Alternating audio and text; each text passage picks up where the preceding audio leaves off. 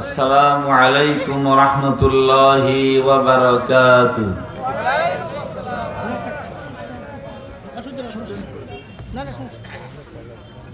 আলহামদুলিল্লাহি নাহমাদুহু ওয়া নাস্তাঈনুহু ওয়া নাস্তাগফিরুহু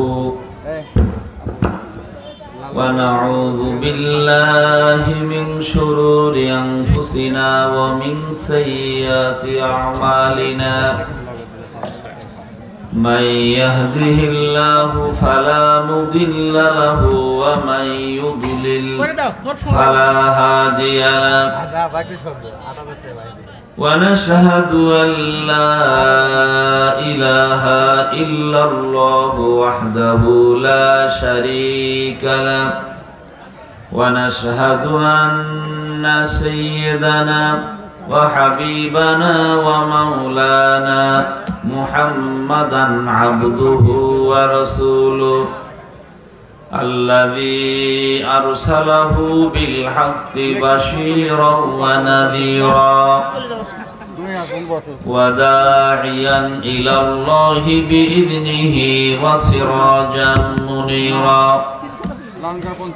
فقد قال الله تعالى في كلامه المجيد والفرقان الحميد.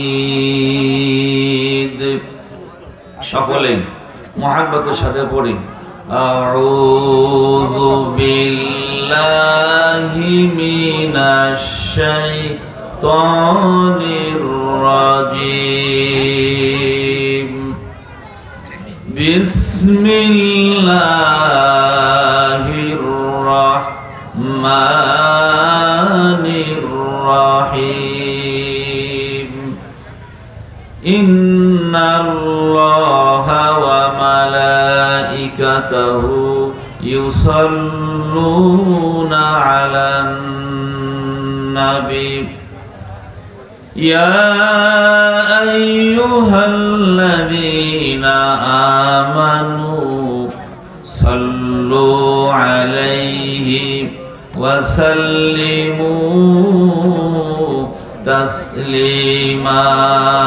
اللهم صل على سيدنا مولانا محمد وعلى آل سيدنا. জবানটা খুলি, সকলে জবান খুলি মুহাব্বতের সাথে পড়ি আল্লাহুম্মা সাল্লি আলা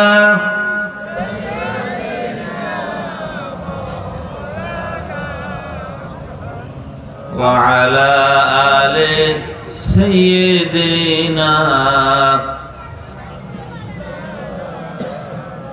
بلغ العلا بكماله كشف الدجى بجماله حسنت جميع خصاله صلوا عليه. আরবের বুকে মক্কা নগরে যেথায় মা আমিনার ঘর, খোদার করুণায় কাউসার হয়ে ঝরছে বারংবার. বালাগাল উলা বিকামালিহি কাশাফাদ দুজা বিজামালিহি হাসুনাত জামিউ খিসালিহি صلوا عليه وآله. اللهم آمين. ربنا ظلمنا أنفسنا وإن لم تغفر لنا وترحمنا لنكونن من الخاسرين. رب العالمين আলহাজ মহিরউদ্দিন হাফিজিয়া মাদ্রাসা এবং এতিমখানার উদ্যোগে আজকের এই বার্ষিক তাফসীরুল কোরআন মাহফিল তোমার প্রিয় বান্দাদের সাথে নিয়ে কয়েকবার দুরূদ ও সালাম পড়ে তোমার দরবারে হাত তুলেছি। আল্লাহ রব্বুল আলামিন, সারা জীবন নাম শুনেছি মদিনা মদিনা, যাবার মতো সৌভাগ্য অনেকের হয় না আল্লাহ। ওই মদিনায় যিনি শুয়ে আছেন, যত কাফির বেঈমানে দেখলো, কত কাফির বেঈমানে পাথর মেরে নবীজির শরীরে রক্ত দিয়ে তায়েফের মাটি লাল করেছে, উহুদের ময়দানে দাঙ্গা মোবারক শহীদ করে দিয়েছেন। আমরা সুদূর বাংলাদেশের মুসলমান ওই মক্কা মদিনা হতে হাজার হাজার মাইল দূরে বাংলার জমিনে জন্মগ্রহণ করেছি। ওই নবী দেখি নাই, নবীর সাহাবী দেখি নাই।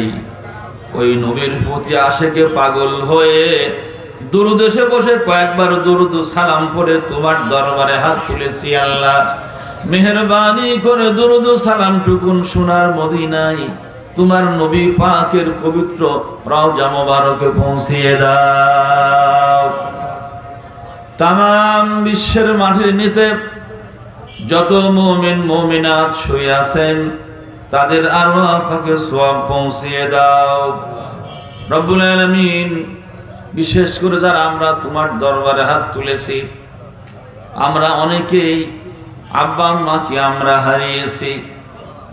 আব্বা আমার ইন্তেকালের পরে অনেকে নিজের হাতে গোসল দিয়ে কাফনের কাপড় পরায়া খাটিয়ার উপরে শোয়ায়া কাঁধে করে কবর পর্যন্ত আমরা গিয়েছি। মাবুদ গো, সন্তান যখন কবরে নেমে পিতা মাতার লাশটাকে ধরে বিসমিল্লাহি ওয়া আলা মিল্লাতি রাসূলিল্লাহ বলে আস্তে করে কাঁচা মাটির উপরে শোয়ায় দিল রব্বুল আলামিন।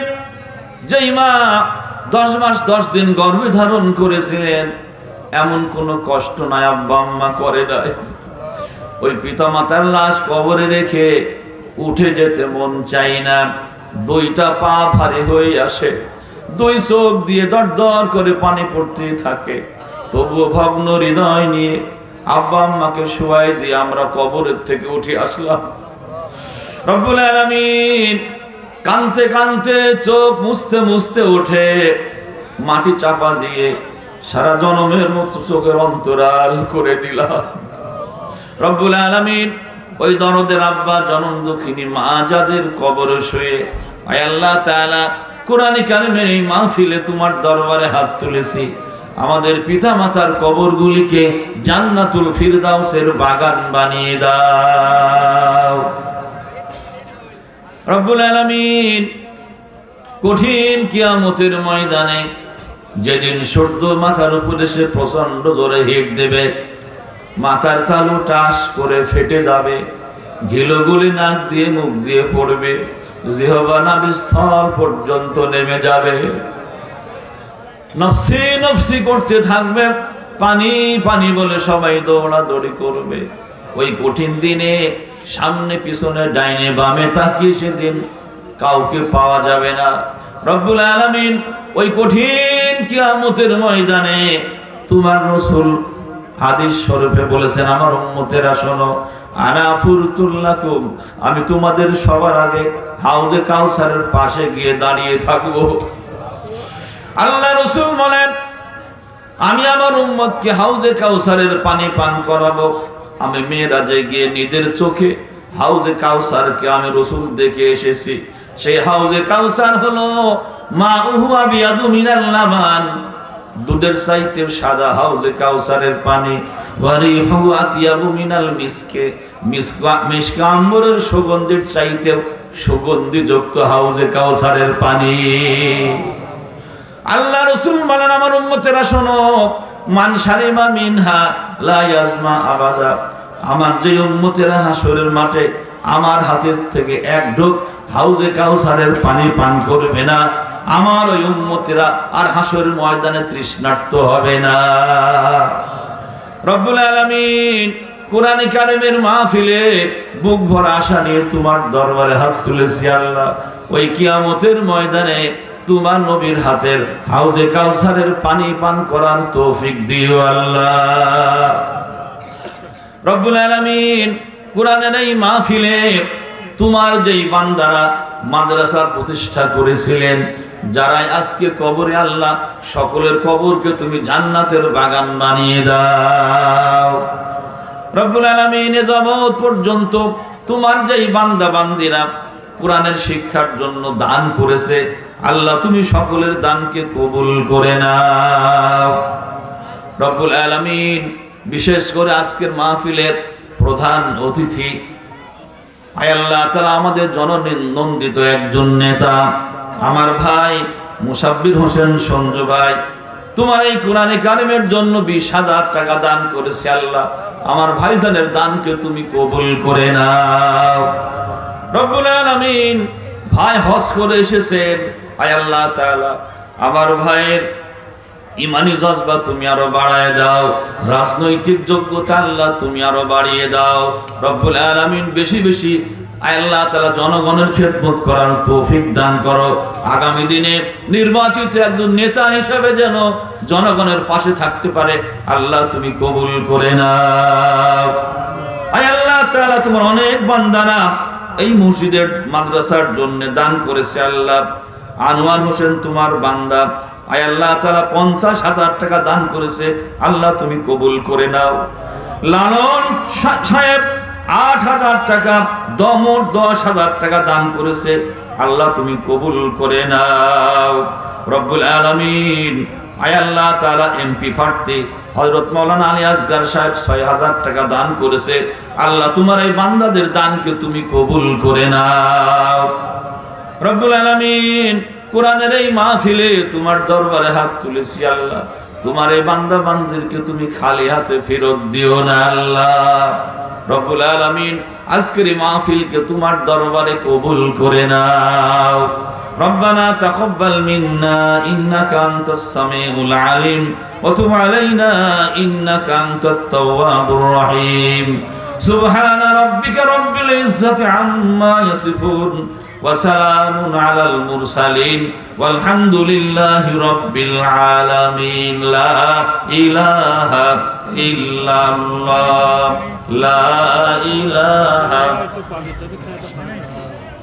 লা ইলাহা ইল্লাল্লাহ। জোরে জিকির করেন, যে জবান খুলে সকলে মহব্বতের সাথে আমরা আল্লাহর জিকির করে সবাই করুন লা ইলাহা। আওয়াজ হয় না কে? ব্যাপার কি? হুজুরদের পছন্দ হয়নি তাই না? হ্যাঁ, একটু জিকির করে আর সামনে আগায় আসি। লা ইলাহা লা ইলাহা।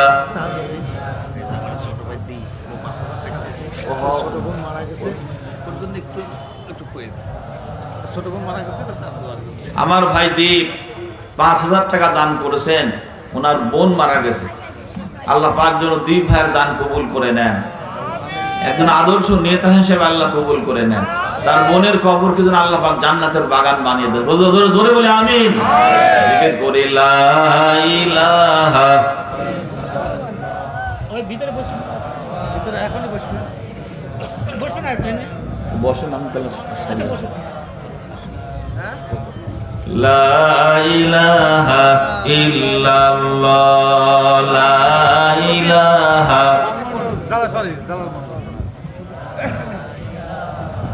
ইল্লাল্লাহ, লা ইলাহা। জিকির করার কথা বলা হলো, যারা চুপ করে আছেন বলতে চান না, এই যে আল্লাহর কোরআন, এই যে কোরআন কি বলে ভালো করে শুনবেন। আল্লাহ রাব্বুল আলামিন বলেন ওয়াজিআ ইয়াউমাইযিন বিজাহান্নাম, যেদিন জাহান্নামকে হাজির করা হবে, যে সেদিন মানুষ জাহান্নামকে যখন দেখবে সে ভয়াবহ দৃশ্য। ইয়াউমা ইয়াতাযাক্কারুল ইনসান, সেই দিন মানুষের আল্লাহর জিকির করতে চাইবে, সেই দিন জিকির করবে খুব, আল্লাহ ভালো হয়ে যাব, ছেড়ে দাও, আরেকবার পাঠায় দাও। আল্লাহ বলেছেন ওয়ান্না লাহু যিকরা, ওই জিকিরে সেদিন 1 পয়সার লাভ হবে না। যখন দেখবে খুব চেষ্টা করলাম বাঁচা, কোনো উপায় হলো না, তখন আফসোস করে বলবে ইয়া লাইতানি কদ্দামতু লি হায়াতি, আহারে যদি আজকের এই জীব যদি হাসরের মাঠের এই দিন আসার আগেই যদি আমরা কুয়াবাসী মাহফিল থেকে বেশি বেশি জবান খুলে মহাব্বতে জিকির করে আসতে পারতাম, তাহলে আমার জন্য আজকে কতই না ভালো হতো। কিন্তু এই আফসোসে কোনো লাভ হবে? জোরে বলুন, লাভ হবে? এই আফসোসে কোনো লাভ হবে না। এই জন্য একটু মহাব্বতে শুধু আল্লাহকে খুশি করার জন্য আমরা জিকির করি, লা ইলাহা লা ইলাহা ইল্লাল্লাহ, লা ইলাহা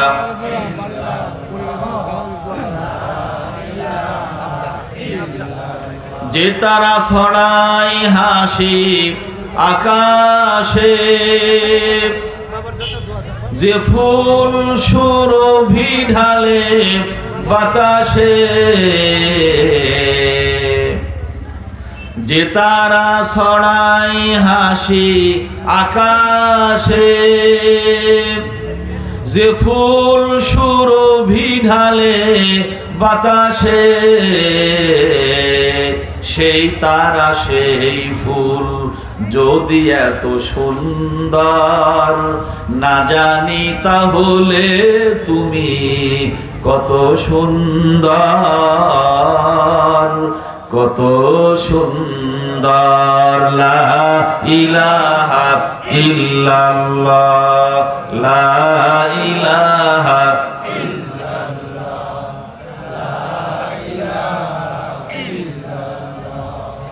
লা ইলাহা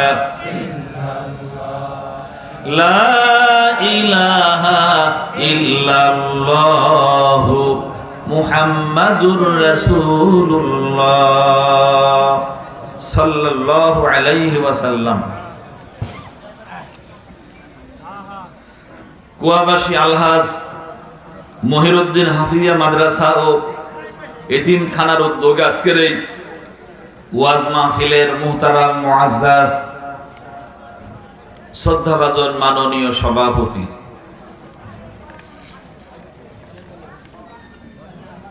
আলহাজ মোহাম্মদ উমর আলী প্রামাণিক সাহেব, সভাপতি অত্র প্রতিষ্ঠান, আজকের এই মাহফিলের প্রধান অতিথি রাজপথের লড়াকু সৈনিক, মক্কা মদিনার মুসাফির যিনি, পাবনার গণমানুষের বিপ্লবী নেতা, ছাত্র জীবনে যিনি সভাপতি ছিলেন পাবনা জেলার, কেন্দ্রীয় কমিটির উনি সহসভাপতি ছিলেন, আমাদের সকলের প্রাণপ্রিয় নেতা। আমরা একসঙ্গে এক কাতারে দাঁড়িয়ে দীর্ঘদিন এই রাজপথে আমরা সংগ্রাম করেছিলাম। পার্সোনালি আমার সাথে ওনার খুবই মহাব্বতের সম্পর্ক, এভাবে দেখা হয়ে যাবে এখানে আমিও কল্পনা করি নাই। আমার প্রাণের নেতা আলহাজ মুসাব্বির হোসেন সঞ্জু ভাই, অন্যান্য অতিথিবৃন্দ, আজকের এই মাহফিলের প্রধান বক্তা, বাংলাদেশের অন্যতম একজন সেরা বক্তা, সুদূর কুয়াকাটা থেকে আগত, আন্তর্জাতিক খ্যাতি সম্পন্ন মুফাসসিরে কোরআন, শাইখুল হাদিস আল্লামা হযরত মাওলানা মাহমুদুল হাসান ফেরদৌস সাহেব, অন্যান্য উলামায়ে কেরাম, আমার পরম শ্রদ্ধেয় মুরব্বিয়ানে কেরাম, প্রাণের যুবকেরা, স্নেহের কচি কাচারা, পর্দার অন্তরালে অবস্থানরত মা ও বোনেরা, আমরা সকলেই মিলে ওই মহান আল্লাহ সুবহানাহু ওয়া তাআলার দরবারে কালেমাতুশ শুকর আদায় করি। যেই মহান আল্লাহ সুবহানাহু ওয়া তাআলা, যিনি গোটা বিশ্বের একমাত্র মালিক, এই পৃথিবীর বিশ্বের এমন কোন অনুপরমাণু নাই যা আল্লাহ তাআলার ইলমে নাই, তার জানার বাইরে, তার শক্তির বাইরে কোনো কিছুই নেই। সেই মহান আল্লাহ সুবহানাহু ওয়া তাআলা আমাদের মতো এই মানব জাতিকে আশরাফুল মাখলুকাত শুধু বানাই নাই, শ্রেষ্ঠ নবীর শ্রেষ্ঠ উম্মত হিসাবে, আমাদেরকে উম্মতে মুহাম্মাদি হিসাবে আল্লাহ তাআলা আমাদের ঈমানের সাথে জীবন যাপন করার তৌফিক দিয়েছেন। সেই সাথে আজকের এই কোরআনে কারিমের মাহফিলের মহাগ্রন্থ আল কোরআনের মেহমান হওয়ার তৌফিক দিলেন যেই মহান আল্লাহ তাআলা। সে আল্লাহর দরবারে আমরা কালেমাতু শুকর আদায় করে সবাই জোরে সোরে মুহাব্বতের সাথে বলি আলহামদুলিল্লাহ। আর একটু জোরে বলা যায় না? জোরে বলি আলহামদুলিল্লাহ। সম্মানিত ভাইয়েরা আমার, আমি খুব বেশি সময় আপনাদের মাঝে হয়তো থাকার সুযোগ পাবো না। অল্প সময় আপনাদের মাঝ থেকে বিদায় হওয়ার পূর্বে কোরআন এবং হাদিসের সামান্য আলোচনা করার চেষ্টা করব। আল্লাহ তাআলা যেন এই আলোচনা আমাদের সকলকে আমল করার, বুঝার এবং আমল করার তৌফিক দান করেন। সবাই বলি আল্লাহুম্মা আমিন। আরো জোরে বলি আল্লাহুম্মা আমিন। সকলে আমার সঙ্গে পড়ুন আউযু বিল্লাহি মিনাশ শাইতানির রাজীম। বিসমিল্লাহির রাহমানির রাহিম। হুয়াল্লাযী আরসালা রাসূলাহু বিল হুদা ওয়া দীনিল হক লিইয়ুযহিরাহু আলাদ দীনি কুল্লিহি ওয়ালাউ কারিহাল মুশরিকুন। সাদাকাল্লাহুল মাওলানাল আযীম। ইরশাদ হচ্ছে হুয়াল্লাযী, তিনি সেই আল্লাহ যিনি আরসালা, পাঠিয়েছেন তিনি, রাসূলাহু, তার রাসূলকে, আমাদের প্রিয় হাবিব মুহাম্মাদুর রাসূলুল্লাহ সাল্লাল্লাহু আলাইহি সাল্লামকে পাঠিয়েছেন। আরসালা রাসূলাহু, পাঠিয়েছেন তিনি এই দুনিয়ায় তার রাসূলকে, বিল হুদা, কোরআনে কারিম সহ। কি সহ? বিল হুদা, হেদায়েত সহ। হুদা আরবি শব্দ। কোরআন শরীফের অনেকগুলি নাম আছে, আল কোরআন, আল ফুরকান, আল যিকির, আশ শিফা, আল কিতাব, আল মুবিন, এরকম নাম আছে না কোরআন শরীফে? একটা নাম হলো আল হুদা, মানে পথ প্রদর্শনকারী, হেদায়েত দানকারী, পথ নির্দেশনা। আল্লাহ রাব্বুল আলামিন তার রাসূলকে কোরআনে কারীম সহ দুনিয়ায় পাঠিয়েছেন। এক নাম্বার ওয়া দীনিল হক, ওয়া দীনিল হক, দ্বীনে হক সহ, দ্বীনে হক সহ, দ্বীনে হক সহ, কোরআন দিয়ে এবং দ্বীনে হক সহ এই দুনিয়ার মুখে পাঠিয়েছেন। কেন? লিইয়ুযহিরাহু আলাদ দীনি কুল্লি, যাতে করে এই দুনিয়ায় যত দিন রয়েছে সমস্ত দিনের উপরে, যাতে ইসলামের বিধানকে, এই হেদায়েতের এই গ্রন্থ কোরআনের এই বিধানকে, লিইয়ুযহিরাহু আও ইউগলিবাহু আলা সাইরিল আদিয়ান, দুনিয়ায় যত দিন রয়েছে সমস্ত দিনের উপরে কোরআনের এই বিধানকে, দ্বীনে হককে বিজয় দান করতে পারেন। এই জন্য আল্লাহ তাআলা তার রাসূলকে এই দুনিয়ার বুকে পাঠিয়েছেন। চিৎকার করে বলুন সুবহানাল্লাহ। রাসূলকে দুনিয়ায় পাঠানোর উদ্দেশ্যটা কি? উদ্দেশ্য হলো কোরআন দিয়ে কেন পাঠিয়েছেন?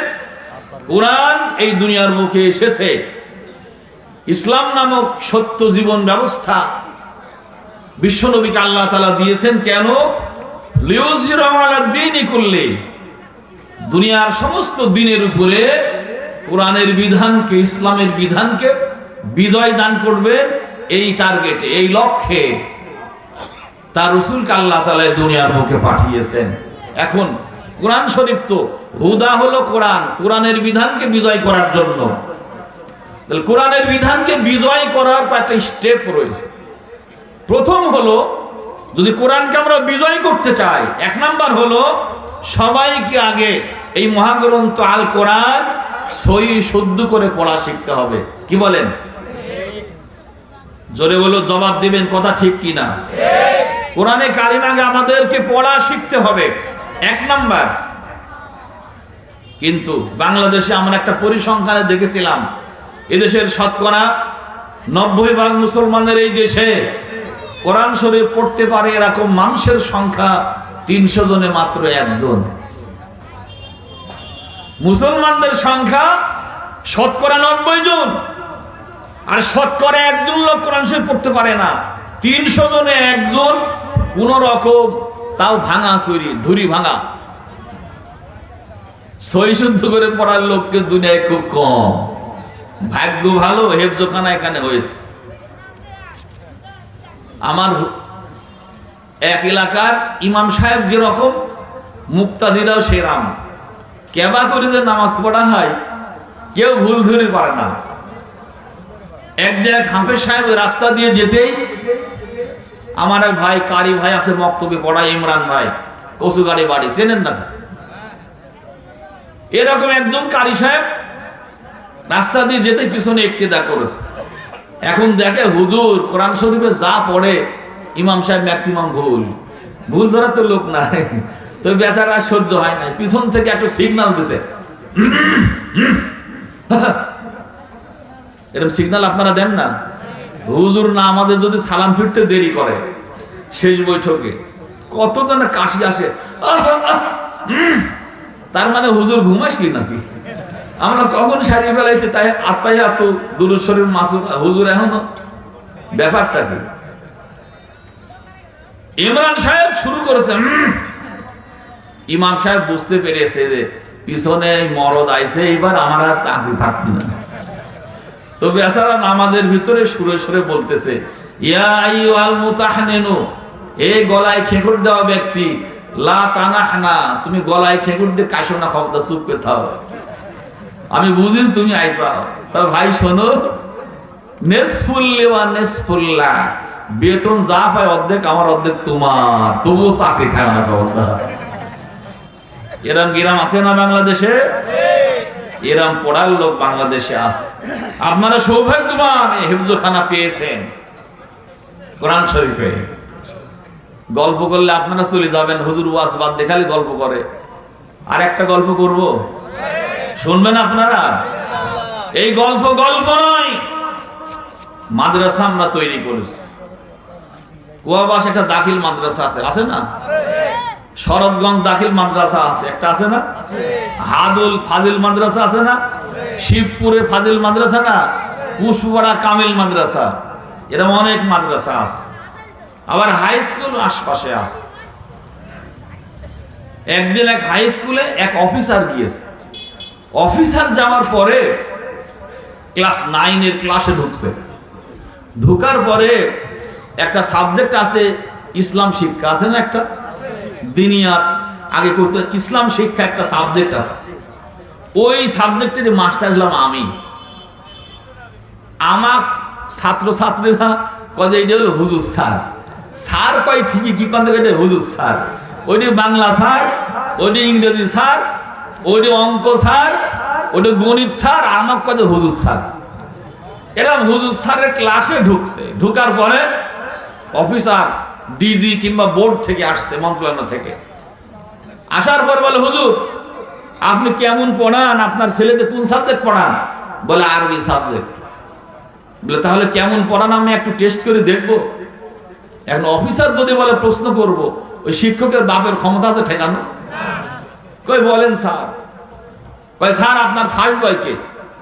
দাঁড়াও, একজন ছাত্র দাঁড়িয়েছে।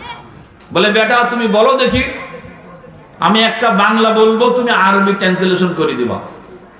ওর বাপের ক্ষমতা আছে? জীবনে মাদ্রাসায় পড়ছে, আরবি অক্ষর কিচ্ছু পড়েনি, কিন্তু অফিসার বলেছে, ফার্স্ট বয় দাঁড়িয়েছে, বলে আমি একটা বাংলা বলবো, তুমি আরবি বলবে। বলে কি? বলে খরপার ভিতরে মুরগি কড়কড়াচ্ছে, এর আরবিটা কি? খরপার ভিতরে মুরগি কড়কড়াচ্ছে, এর আরবিটা কি? ও জীবনে আরবি পড়ে নাই, ও 14 পুরুষ আরবি জানে না, ও চুপ করে আছে। বলে সেকেন্ড, থার্ড, ফোর্থ, ফিফথ, মেলা দূর গেছে, কেউ পারে না। খালি ওই হুজুর স্যার দোয়াইনুস পড়ে, আর বুকের ভিতর কাল হাদলার খুই বাসে, হাদলার খুই বাসে। শেষ পর্যন্ত পিছন থেকে একটা ছেলে দাঁড়িয়েছে, বলে স্যার এই অ্যান্সারটা আমি দেবো স্যার। হুজুর স্যার দেখলো যে দাঁড়াইছে ও জীবনে ক্লাসে পড়া পারে না, first boy, second boy, 10 number roll সব ফেল। হুজুর এখন দেখলো তো ডাইন পিটি, ঠিক মতো ক্লাসও করে না, পড়েও না। ও মনে করল, হুজুর মনে করলো যে না পারলে তা একটা বুঝ দেওয়া যাবে না, আরে বদমাইশ কি দি কি করবি নি, শেষ পর্যন্ত স্কুল সহকারে ধ্বংস হয়ে যাবে। গোপনে ইশারা করে কই ছেলেকে, তুই বহ, তুই বহ। এখন ও কয় দাঁড়া, ঘাড় কাজ করে কয় স্যার আমি কবই স্যার, আমি কবই স্যার। এখন স্যার মনে করলো তো থামে না রে, স্যার তখন কয় ক দে তুই কি করিস কম ক। আর স্যার খালি দোয়া ইউজ করে, আল্লাহ কি দিলে কি করবি নেই। শেষ পর্যন্ত কয় স্যার খড়বার ভিতরে মুরগি কড়কড়াচ্ছে, এর আরবিটা হলো আল মুরগাতু খুপরাতু মিনাল কড়কড়াতে। আসলে কোনো আরবি না, ফাইন করে ছন্দ মিলা দিয়েছে। আল মুরগাতু মানে মুরগি, আল মুরগাতু খুপরাতু মিনাল কড়কড়াতে, খড়বার ভিতরে মুরগি কড়কড়াচ্ছে। অফিসার তো আর আরবি পারে না, আরবির মতোই শোনা গেল, কিন্তু অফিসার এখন হুজুরের কয় হুজুর এই অ্যান্সারটা কি সঠিক হয়েছে? হুজুর বলল যদি আমি বলি হয় নাই, আপনি ঘ্যাস ঘ্যাস করে চাকরি খাবেন আমার।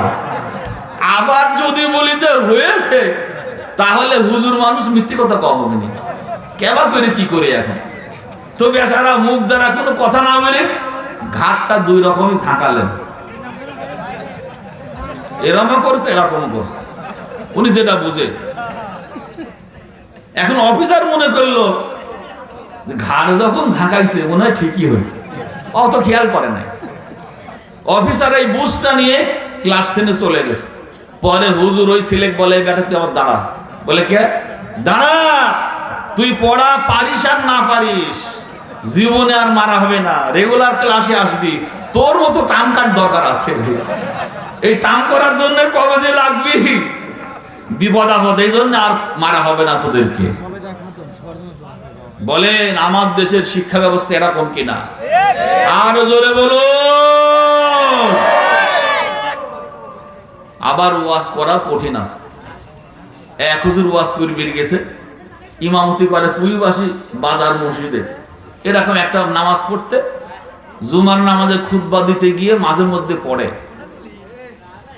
বাল তুফিরুনাল হায়াতাদ দুনিয়া ওয়াল আখিরাতু খায়রু ওয়া আবকা ইন্না হাযা লাফিস সুহুফিল উলা সুহুফি ইব্রাহিম ওয়া মূসা। ইমাম সাহেব কুরআনে কারীম তেলাওয়াত করেন। ওই এলাকায় ছিল 3 জন নেতা, এলাকার 3 জন ছিল প্রধান। একজনের নাম ছিল মূসা, একজন ছিল ইব্রাহিম, আর একজনের নাম ছিল টুকু। টুকু এরকম নাম থাকে না? চেয়ারম্যান দাঁড়াইছিল ফুটু, ফুটু দাঁড়াইছিল না আটঘড়ি উপজেলা চেয়ারম্যানে। ফুটুর লোকেরা স্লোগান দিত, শাহজাহান দামরা, ভোট দেব না আমরা, ইশারতার আনোয়ার, ওরা 2 জানোয়ার, ভোট দিব ফুটু, কুটু চাই না উঠু। এরকম স্লোগান দেয় না? গ্রামে প্রধান ছিল কয়জন? 3 জন, মূসা, ইব্রাহিম আর টুকু। ইমাম সাহেব কালে খুতবা দেয়, নামাজে পড়ে সুফ ইব্রাহিম ওয়া মুসা, টুকু খালে গালি হাত দিয়ে চিন্তা করে কোটির টাকা গুনি আমি, মাসে মাসে বেতন দিয়ে আমি, আর হুজুর খালি মুসা আর ইব্রাহিমের গুণগান গায়, প্রত্যেক দিন বলে সুফ ইব্রাহিম ওয়া মুসা। আমার নামটা জবানে একদিনও আসে না, একদিনও জবানে আসে না। একদিন নামাজ শেষে বলে হুজুর শোনেন, আগামী জুম্মা থেকে আপনার আসবেন না, বেতন যা আছে আপনার ভাঙতি মাসের দিয়ে আগামী জুম্মায় আসবেন, আসার পরে একবারে বিদায় দিয়ে দিব। বলে কেন? বলে শোনার দরকার নাই, যান। বলে ভাই অপরাধ থাকি বলবেন না? বলে কি শোনার দরকার, যাও। বলে অপরাধ থাকি বলবেন না? কয় সুফ ইব্রাহিম ওয়া মুসা, সুফ ইব্রাহিম ওয়া মুসা, টুকুর নামটা জবানে একদিনও আসে না। আপনার কোন বাপ চাকরি ঠেকে আমি দেখতে, যান আপনার চাকরি। তো বেচারা মন খারাপ করে বাড়ি গেছে। বাড়ি যাওয়ার পরে মন বেজার দেখে বিবি সাহেবা জিজ্ঞেস করে যে আপনার মন বেজার কেন? বলে আর কই না। বলে কি? বলে আমি তো অবলা, আমি তো সরল ভাবে কোরআন শরীফ পড়ে সুফ ইব্রাহিম ওয়া মুসা, আমি তো অত বুঝি না। টুকু ভাই কালে খেপে, এমন খেপা খেপিছে মাইন্ড করে আমার চাকরি নট করে দিয়েছে। বউ কয় যে সমস্যা নাই, আমি তোমাকে একটা হোমিও ডোজ দিয়ে দেই, এই ডোজটা তুমি কাজে লাগাও, ইনশাল্লাহ তোমার চাকরি যাবে না, চাকরি যাবে না। বলে কিরকম? বলে আগামী জুম্মায় গিয়ে টুকু ভাইয়ের নামটা মুসা আর ইব্রাহিমের নামের প্রথমে লাস্টটাকে মাঝখানে মারি দিবা, দেখবে তোমার চাকরি থাকবে। বলে তাই? বলে হ্যাঁ। আমার ভাইয়েরা, এবার ইমাম সাহেব পরের জুম্মায় খুতবার মেম্বরে দাঁড়িয়ে তেলাওয়াত করেছে, বাল তুফিরুনাল হায়াতাদ দুনিয়া ওয়াল আখিরাতু খায়রুন ওয়া আবকা ইন্না হাযা লাফিস সুফিল উলা সুফে ইব্রাহিম টুকু ওয়া মুসা। এ হুজুর নামাজ পড়ান, নামাজ পড়ান, আমরা চাকরি খাই কিনা? আপনার চাকরি কে খায় বলেন? তাফসীর মাহফিলে আলেমরা কথা বললে এরম লোক আছে না?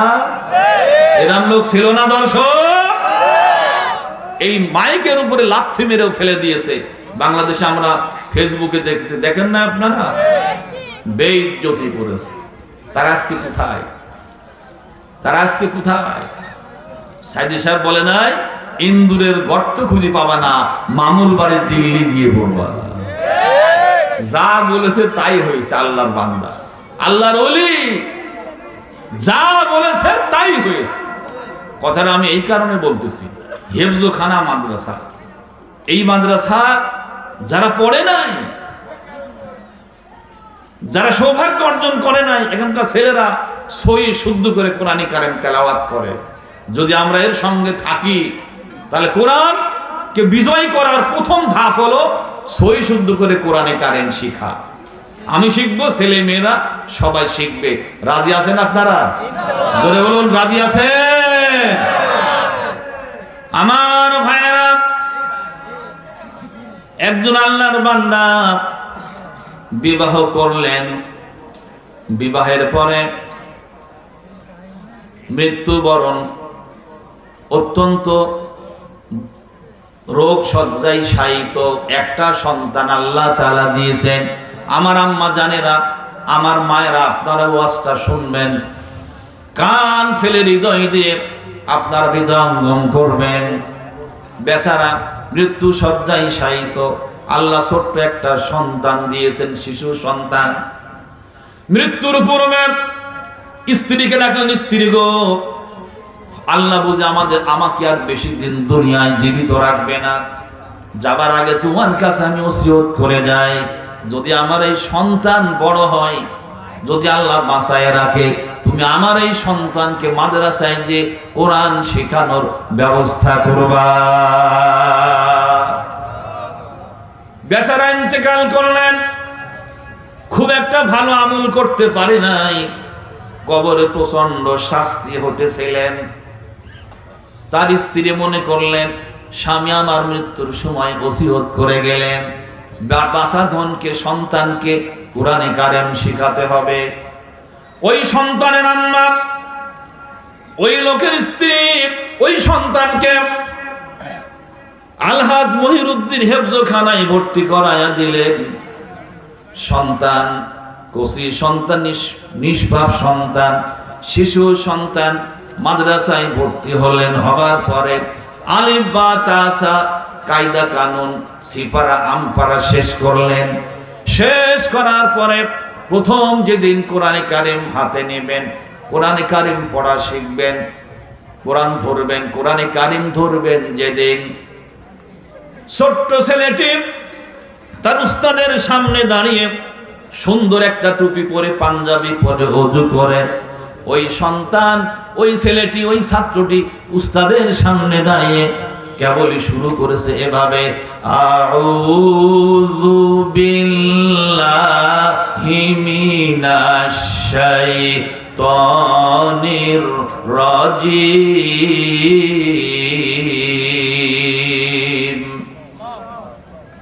বিসমিল্লাহির রাহমানির রহিম।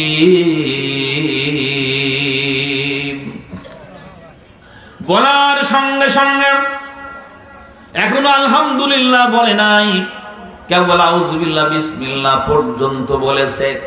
বলার সঙ্গে সঙ্গে আল্লাহ রাব্বুল আলামিন ওই সন্তানের পিতার কবরের আযাবের ফেরেশতার প্রতি নোটিশ করে জানিয়ে দিলেন, হে আমার ফেরেশতারা শোনো, যেই পিতা শুধুমাত্র ওসিয়তের কারণে, তার উপদেশের কারণে সন্তান আজকে আমার কোরআনে কারিম পড়ার জন্য আউযুবিল্লাহ বিসমিল্লাহ পর্যন্ত বলেছে, এর বদৌলতে আমি আল্লাহ তাআলা ওই সন্তানের পিতা মাতার কবর আযাবকে কিয়ামত পর্যন্ত মাফ করে দিলাম। এই কোরআন সেই কোরআন। আর কোরআনে কারিম সহি শুদ্ধ না হলে তো আপনার নামাজি হবে না। কত বড় নামাজি আপনি, কত বড় নামাজি, সূরা ফাতিহা শুদ্ধ হয় না বলেন। এই জন্য এত প্রয়োজন এই মাদ্রাসা, এত দরকার। আর কোরআন না শিখলে আপনার ছেলে তো বেয়ারা হবেই। অতএব কোরআনে কারিমকে সমাজে প্রতিষ্ঠা করার সূচনা হলো, প্রথম হলো সহি শুদ্ধ করে আমাদের এই কোরআন পর্যাপ্ত পরিমাণে মাদ্রাসা প্রতিষ্ঠা করে কোরআন সহি শুদ্ধ করে কোরআন শেখানোর ব্যবস্থা করা। 2 নাম্বার হলো কোরআনকে বিজয় করার অর্থ। 2 নাম্বার হলো এই কোরআনে কারিমে যে অর্থগুলি আছে, এই অর্থগুলি বোঝার দরকার আছে না? আল্লাহ কোরআনে কারিমের ব্যাপারে বলেছেন, হে নবী, আমি আপনার উপর যে কোরআনটা নাজিল করেছি, তিবিয়ানাল লিকুল্লি শাই, মানব জীবনের জন্য যা দরকার সবকিছু এর মধ্যে বলে দেওয়া আছে। জোরে বলুন সুবহানাল্লাহ। সব আছে এর ভিতরে। যদি আপনি না জানেন, না বুঝেন, তা আপনি তো ভুল বুঝবেনই, বিরোধিতা করবেনই আপনি। আল্লাহ রাব্বুল আলামিন বলেন, ইন্না আনজালনা ইলাইকাল কিতাবা বিল হাক্কি লিতাহকুমা বাইনান নাসি বিমা আরাকাল্লাহ। আল্লাহ রাব্বুল আলামিন বলেন, সব আমার দিকে খেয়াল করবেন, হে নবী, নিশ্চয় আমি আপনার উপরে কোরআন নামক এই কিতাবটি নাজিল করেছি। ইন্না আনজালনা ইলাইকাল কিতাবা, আমি আপনার উপরে কোরআন নামক এই কিতাবটি নাজিল করেছি বিল হাক্কি, সত্য সহকারে। কেন নাজিল করলাম? লিতাহকুমা বাইনান নাসি বিমা আরাকাল্লাহ, যাতে করে আপনি আল্লাহর দেখানো এই কোরআনের বিধান মোতাবেক ক্ষমতায় গেলে আইন জারি করতে পারেন। জোরে বলুন সুবহানাল্লাহ। জনগণের জন্য অধ্যাদেশ জারি হবে, আইন জারি হবে কিসের দ্বারা? আরো জোরে বলুন, কিসের দ্বারা? এই জন্য আগে বুঝতে হবে এর ভিতরে কি আছে। আপনি বুঝেন না জন্য বিরোধিতা করেন। 3 নাম্বার, কোরআনকে বিজয় করার জন্য 1 নাম্বার কোরআনের তেলাওয়াত সহি শুদ্ধ করে শেখা। 2 নাম্বারে হলো এর অর্থ বোঝা। 3 নাম্বার হলো যেই সমাজে কোরআনের আইন প্রতিষ্ঠিত নাই সেই সমাজে কোরআনে কারিমের আইনকে প্রতিষ্ঠিত করা মুসলমানদের জন্য ফরজে আইন। জোরে বলুন সুবহানাল্লাহ। আমার ভাইয়েরা, যদি আপনি এই পথে না পা না বানান আপনার পরিণতি শুভ হবে না। আল্লাহ রাব্বুল আলামিন কোরআনে কারিমে বলেছেন, কোরআনে কারিমে সূরা আনফালের 39 নম্বর আয়াতে আল্লাহ তাআলা বলেছেন, কাতিলুহুম হাত্তা লা তাকুনা ফিতনাতু ওয়া ইয়াকুনা আদ-দীনু কুল্লুহু লিল্লাহ। আল্লাহ রাব্বুল আলামিন বলেন, সংগ্রাম করো, লড়াই করো, জিহাদ করো, প্রতিষ্ঠিত আল্লাহর আইন ছাড়া অন্য আইন দ্বারা প্রতিষ্ঠিত সংসদের এগেনস্টে, তাদের এগেনস্টে, বাতিল আইনের এগেনস্টে তোমরা সংগ্রাম করো। লা তাকুনা ফিতনা, যতক্ষণ পর্যন্ত মানব রচিত আইন কানুন দূরীভূত হয়ে না যায়, ওয়াকুনা আদ-দীনু কুল্লুহু লিল্লাহ, রাষ্ট্রীয় আইনটা পুরোপুরি আল্লাহর আইনে পরিণত হয়ে না যায়, ওই সময় আসার আগ পর্যন্ত তোমরা সংগ্রাম চালাও। এই নির্দেশটা আমার না, আল্লাহ। চিৎকার করে বলুন কার? আল্লাহর নির্দেশ। অতএব মুসলমানদেরকে বলি, হে আমার পার্শ্ববর্তী রাষ্ট্র মুসলিম ভাইয়েরা, এদেশের তাদের দোসরেরা, আমরা হলাম মুসলমান, আমরা আল্লাহর গোলাম। আল্লাহ রাব্বুল আলামিনের পক্ষ থেকে বলা হয়েছে, কোরআনের আইন বাস্তবায়িত হওয়ার আগ পর্যন্ত সংগ্রাম এবং আন্দোলন তোমরা লড়াই চালিয়ে যাও। আমরা আজকে ডাক্ত কণ্ঠে ঘোষণা করতে চাই, আগামীর বাংলাদেশ হবে কোরআনের বাংলাদেশ। আগামীর সংসদ হবে কোরআনের সংসদ। আমরা ডাক্ত কণ্ঠে বলতে চাই, আমাদের এই জীবনকে মৃত্যুর সঙ্গে বাজি রেখে শহীদি তামান্না বুকে নিয়ে আমরা বলতে চাই, রাজপথে নেমেছি। আমাদের আন্দোলন ওই সময় পর্যন্ত চলবে। আন্দোলন স্তব্ধ হবে না, নিথর হবে না, নিস্তব্ধ হবে না, ভীত সন্তুষ্ট হবে না, যতক্ষণ পর্যন্ত না বাংলার আকাশে বাতাসে কলিমার বিজয়ের পতাকা পথ করে না উড্ডীয়মান হয়।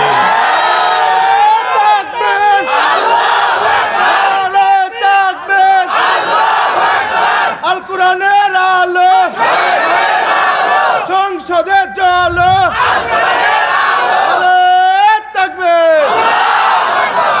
আমার ভাইয়েরা, কেন কেন আপনি কোরআনের জন্য জীবন দিবেন? কেন?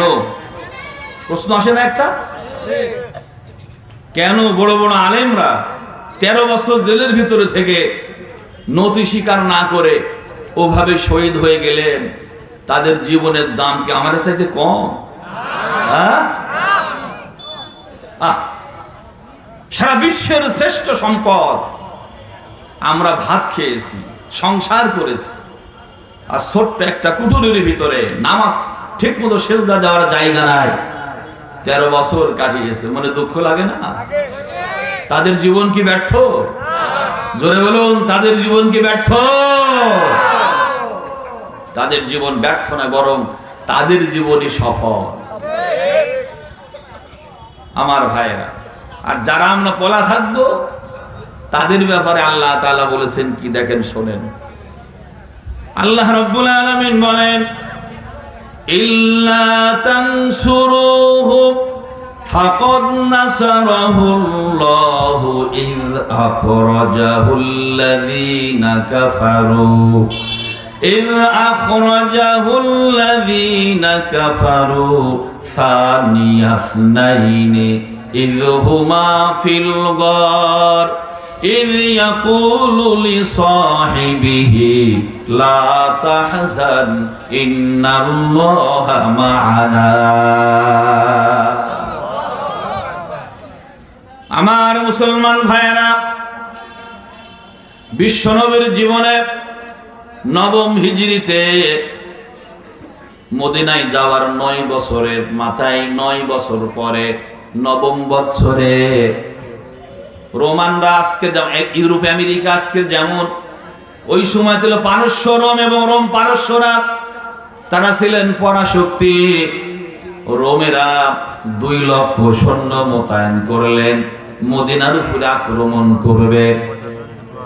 আল্লাহর নবী সংবাদ পাওয়ার পরে মুসলমানদেরকে সাধারণ ঘোষণা দিয়ে দিলেন, হে মদিনার মুসলমানেরা, যদি 2 লক্ষ লোক মদিনায় ঢুকে পড়ে পরিস্থিতি সামাল দেওয়া খুব জটিল হবে। অতএব যুদ্ধের কৌশল হিসাবে আমরা মদিনার থেকে রোমের এগেইনস্টে আমরা অভিযান চালাতে চাই। সবাই রেডি হও, তোমরা প্রস্তুতি নাও। কিন্তু ভাইয়েরা, প্রশ্ন দেখা দিল কয়েকটা বাধা, কয়েকটা সামনে। 1 নাম্বার হলো যেতে লাগবে 15 দিন, আসতে 15 দিন, মারামারি কয়দিন লাগবে? 1.5-2 মাসের ফের। কেবলই খেজুর পেকেছে, 1 বছরের খাবার পরবর্তী বছরে সব নষ্ট হয়ে যাবে। ফেরত আসলে পরে খাবার পাওয়া যাবে না। 2 নাম্বার হলো প্রচন্ড গরমের মুহূর্ত, দীর্ঘ জার্নি, মরুভূমিতে জার্নি করা কঠিন হবে। 3 নাম্বার হলো সেখানে আমরা যাব, যাবার পরে 2 লক্ষ সৈন্যের এগেইনস্টে তাদের এলাকায় যে মারামারি করে একজন লোক আসার কোনো সম্ভাবনা নাই। একেবারে স্ত্রী ছেলে মেয়েদের কাছ থেকে একবারে বিদায় নিয়ে যেতে হবে। মুনাফিকেরা এই ঘোষণার পরে মুনাফিকেরা বিশ্ব নবীর সামনে গিয়ে বললেন, ইয়া রাসূলুল্লাহ, আমি এক বাপের এক ছেলে, আমার কাজ আছে, আমাকে আপনি ছুটি দেন। নানান অজুহাত পেশ করলেন। বিশ্ব নবী পয়লা কয়েকজনকে ছুটি দিলেন। আল্লাহ রাব্বুল আলামিন কোরআনের আয়াত নাজিল করে বললেন, হে নবী, আপনি কাউকে ছুটি দেবেন না। কারণ হলো কারা মুনাফিক এবং মুসলমান পরীক্ষা হয়ে যাবে। যারা যাবে তারা মুসলমান, যারা যাবে না তারা মুনাফিক। আপনি কাউকে ছুটি দিবেন না। দেখা গেল মুনাফিকরা মুসলমানদের ভিতরেও নানান কথা বলতেছিলেন। ওরা বললেন বাঘের বুদ্ধি, কিভাবে বাংলাদেশ ইন্ডিয়ার সঙ্গে ট্যাকেল দেবে, এরকম বলতেন না আপনারা? বাবুরে, বাংলাদেশ ইন্ডিয়া ছাড়া বাংলাদেশ চলবে, পারবেন, একথা বলেন না আপনারা? কিন্তু এখন চলে কিনা জোরে বলুন, এখন চলে কিনা জোরে বলুন, চলে কিনা?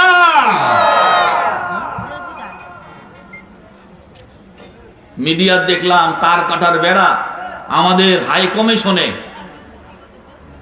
ওরা আক্রমণ করেছে, ইন্ডিয়াতে করে না, হাই কমিশনে আক্রমণ করেছে এবং কয় আমরা বাংলাদেশে ঢুকি পড়ব। আমরা কই তাড়াতাড়ি উলাইকা কিলুমা ঘুষিহুম, কি খবর? আমরা কি সবাই বসে থাকবো নাকি? জোরে বল, আমরা বসে থাকবো? উলাইকা কিলুমা ঘুষিহুম লা ইয়াশুদ্দু ইল্লা বিল কিল ওয়াল ঘুষি। কিল ঘুষি ছাড়া ঠিক হবে না, বুঝলে?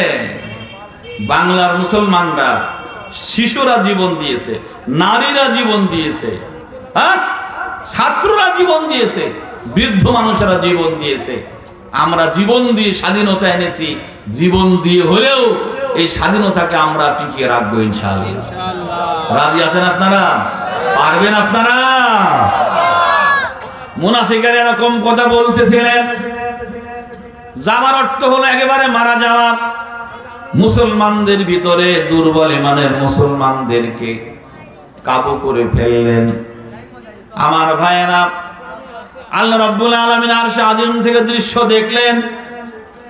দেখার পরে মদিনার মুসলমানদেরকে বললেন, হে মদিনার মুসলমানেরা, ইল্লা তানসুরুহু, আজকে যদি তোমরা আমার রাসূলকে সাহায্য না করো অভিযানে রওনা দিয়ে, তাহলে শুনে রাখো, ফাকাদ নাসারাহুল্লাহ, তোমরা কি দেখো নাই কয়দিন আগে যখন মক্কার কাফির বেঈমানরা আমার নবীকে যখন মক্কা থেকে বের করে দিলেন, আবু বকরকে সাথে নিয়ে রওনা দিলেন। সূর পর্বতের গুহায় বিশ্বনবী 3 দিন অবস্থান করলেন। কয়দিন? সূর পর্বতে ছোট্ট গুহায় অবস্থান করলেন। ঠিক সেই সময় আবু জেহেল, আবু লাহাব, আবু সুফিয়ানরা বিশ্বনবীকে ধরার জন্য পুরস্কার ঘোষণা করলেন। খুঁজতে খুঁজতে বিশ্বনবীর কাছাকাছি চলে গেলেন।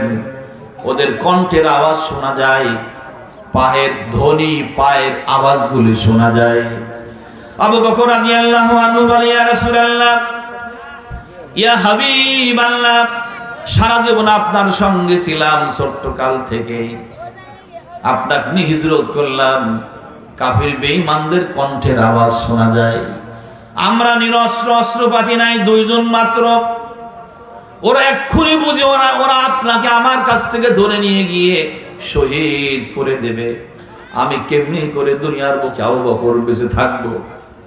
ইয়া রাসূলুল্লাহ, ইয়া হাবিবাল্লাহ, যদি না মদিনায় থাকতাম তাহলে আপনাকে মারতে আসলে আমি যখন এগিয়ে যেতাম, মুসলমান না হলেও আমার ভাই ভাইস্তিরা আমার জন্য এগিয়ে আসতেন। কিন্তু এমন এক জায়গায় আছি, হুজুর আমি ছাড়া আর আপনি ছাড়া কেউ নাই। ওরা হয়তো এখন আপনাকে ছিনিয়ে নিয়ে যাবে আমার কাছ থেকে। ঠিক সেই সময় আল্লাহর নবী পাহাড়ের মতো ধৈর্যশীল হয়ে তিনি আবু বকরকে বললেন, আবু বকর, লা তাহজান, তুমি ভয় করো না, তুমি টেনশন করো না। আমি আর তুমি একা নয়, বরং আমি আর তুমি 2 জন নয়, বরং শুনে রাখো, ইন্নাল্লাহা মা'ানা, আল্লাহ রাব্বুল আলামিন আমাদের সঙ্গে আছে। বলুন সুবহানাল্লাহ। এই কথা আল্লাহ কেন বললেন? কি জন্য বললেন জানো? হে মদিনার মুসলমানেরা, হে মদিনার মুসলমানেরা, তোমরা মিছিল নিয়ে কিন্তু ওখানে যাও নাই। তোমরা মিছিল নিয়ে যাও নাই, মাত্র 2 জন ছিল। ওরা আমার রাসূলকে চোখে দেখতে পায় নাই, চোখে দেখে নাই। সেখানে কার কুদরত ছিল? আর জোরে বলুন, কার কুদরত? জিকির করি, লা ইলাহা ইল্লাল্লাহ। কারণ আছে, কানেকশনে ডিস্টার্ব হয়েছে। কারণ আছে, করে গেল।